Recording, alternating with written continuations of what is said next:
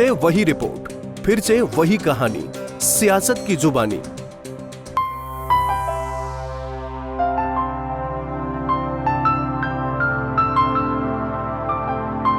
ਜਦੋਂ ਦਾ ਮਤਲਬ ਸਰਕਾਰ ਆਈ ਹੈ ਆਮ ਆਦਮੀ ਪਾਰਟੀ ਦੀ, ਉਹਦਾ ਕਾਫੀ ਹੱਦ ਤੱਕ ਬਿੱਲ ਸਾਰੇ ਜ਼ੀਰੋ ਆ ਰਹੇ ਨੇ। ਜਿਹੜੇ ਪਹਿਲਾਂ ਜਿਹੜੇ ਵੱਧ ਆਉਂਦੇ ਸੀ, ਕਈ ਵਾਰ ਸਾਡੇ ਕੋਲ ਬਿੱਲ ਦਿੱਤੇ ਵੀ ਨਹੀਂ ਜਾਂਦੇ, ਉਹ ਵਿਆਜੀ ਪੈਸੇ ਚੁੱਕ ਕੇ ਆਪਾਂ ਬਿੱਲ ਤਾਰੀਦੇ ਸੀ। ਤੇ ਪਰ ਸਰਕਾਰ ਆਉਣ ਦਾ ਬਹੁਤ ਸਾਨੂੰ ਬੈਨੀਫਿਟ ਮਿਲਿਆ। ਉਹ ਸਾਡਾ ਬਿੱਲ ਉਹਦਾ ਜ਼ੀਰੋ ਹੀ ਆਇਆ। ਉਹ ਜਿਹੜੇ ਪੈਸੇ ਆ ਉਹ ਸਾਡੇ ਘਰੇਲੂ ਕੰਮਾਂ ਦੇ ਵਿੱਚ ਵੀ ਵਰਤੋਂ ਦੇ ਵਿੱਚ ਆ ਰਹੇ ਨੇ, ਔਰ ਸਰਕਾਰ ਦਾ ਬਹੁਤ ਬਹੁਤ ਧੰਨਵਾਦ ਕਰਨੇ ਹਾਂ ਅਸੀਂ। ਜਦੋਂ ਦਾ ਇਹਨਾਂ ਦੀ ਸਰਕਾਰ ਦੇ ਨਾਲ ਜੁੜੇ ਆ, ਨਾ ਕਦੇ ਅੱਜ ਤੱਕ ਬਿੱਲ ਆਇਆ। ਇਹ ਸਰਕਾਰ ਇਹੋ ਜਿਹੀ ਹੈਗੀ ਆ ਕਿ ਲੋਕਾਂ ਦਾ ਫਾਇਦਾ ਕਰਦੀ ਪਈ ਆ। ਲੋਕੀ ਕਹਿ ਦਿੰਦੇ ਸਰਕਾਰਾਂ ਕੁਝ ਕਰਦੀਆਂ ਨਹੀਂ, ਮੈਂ ਤਾਂ ਜੋ ਇਹ ਸਰਕਾਰ ਆਈ ਮੈਂ ਤਾਂ ਦੇਖਿਆ ਕੰਮ ਹੁੰਦੇ ਹੀ ਪਏ ਨੇ।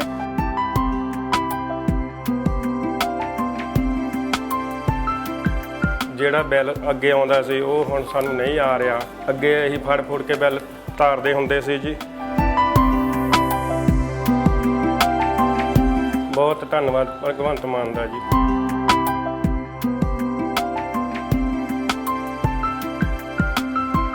ਕਿ 90% ਘਰਾਂ ਨੂੰ ਬਿਜਲੀ ਦਾ ਬਿੱਲ ਨਹੀਂ ਆਉਂਦਾ ਪੰਜਾਬ 'ਚ।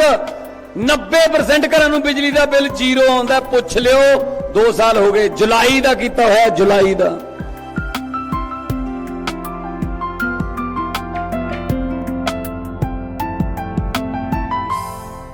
हिंडनबर्ग की ताजा रिपोर्ट ने एक बार फिर देश की सियासत में भूचाल ला दिया। अडानी को लेकर जैसे ही हिंडनबर्ग की रिपोर्ट आई है, वैसे ही राजनेताओं के बीच जुबानी जंग तेज हो गई है।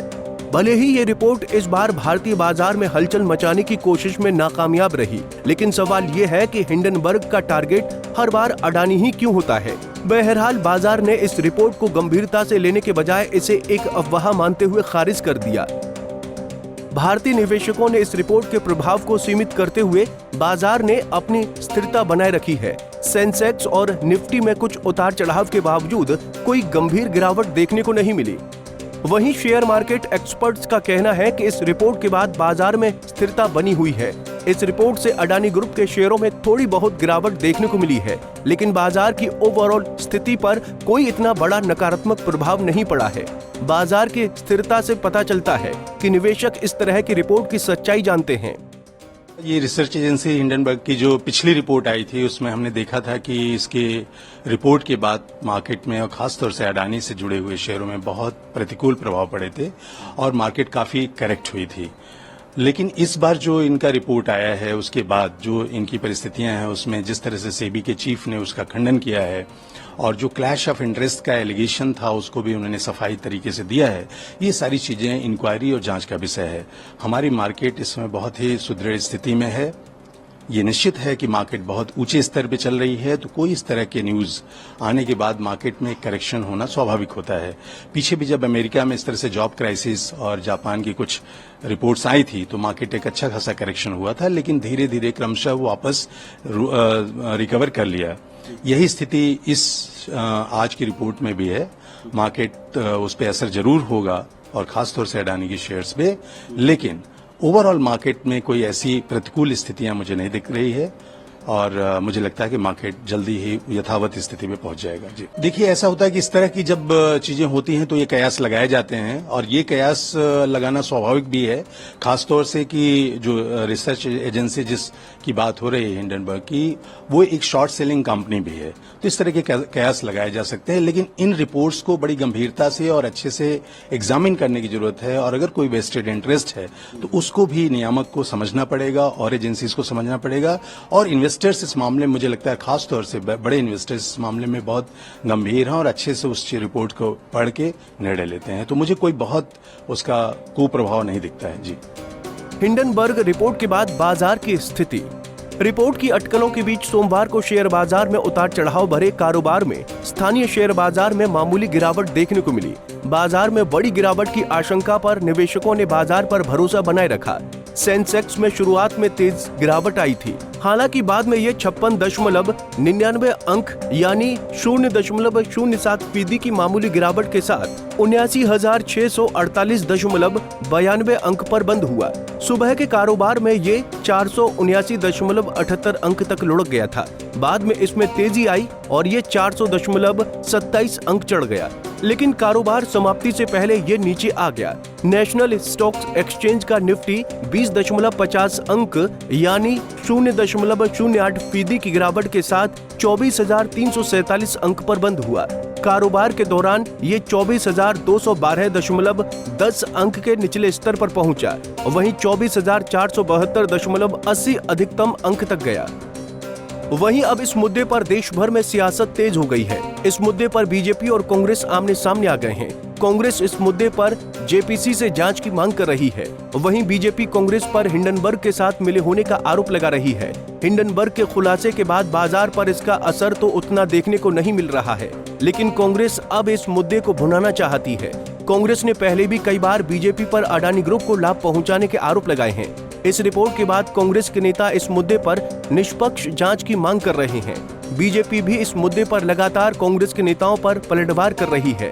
कांग्रेस नेता पवन खेड़ा इस मुद्दे को लेकर भाजपा पर अडानी को सहयोग करने के आरोप लगाए हैं। भारत सरकार ने कोई विशेष जांच की तरफ ध्यान नहीं दिया था। हिंडनबर्ग ने ही एक और रिपोर्ट निकाली जिसमें सेबी चीफ माधवी बुच और उनके पति धवल बुच के सारे कारनामे सबके सामने आ गए।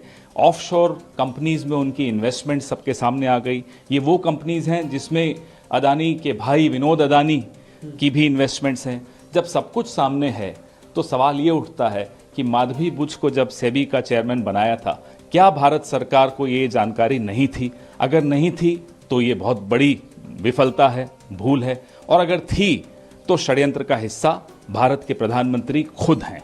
अब आप बताइए, आप अपने घर की रक्षा के लिए एक चौकीदार रखते हैं, तो क्या उस चौकीदार पे एक और चौकीदार रखेंगे?